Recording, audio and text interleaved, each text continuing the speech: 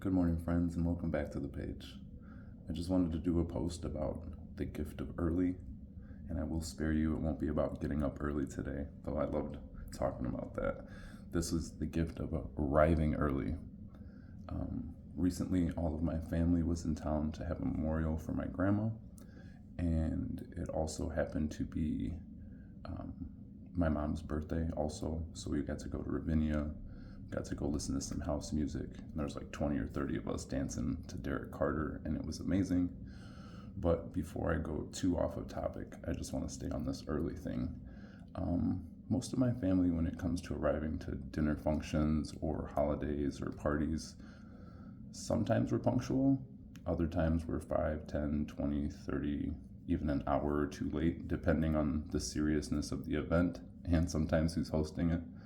But all that aside, my wife and I knew that the dinner that we were having with my mom was about an hour away from where we were staying.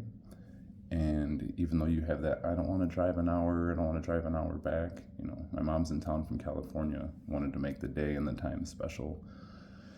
And so we did. Tanya and I left really early. And by doing that gift of early that I was referencing at the beginning of the video, we were able to stop at a place and get my mom a really nice bouquet of roses and get her a card. And she reached out after and just said how special that made her feel, that little bitty extra that my wife and I did. And it couldn't have happened if we would have did our normal wait to the last minute to leave, to drive an hour to go to dinner.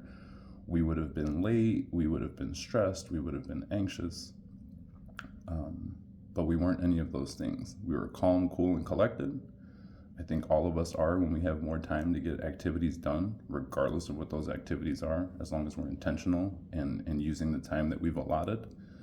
And even though it's a simple, small, trite example, I just think that if we choose to be earlier for work, for ourselves, for different occasions that come up onto our schedules, it takes all the stress out and it just adds more fun by default. We all love arriving early, even if others are late.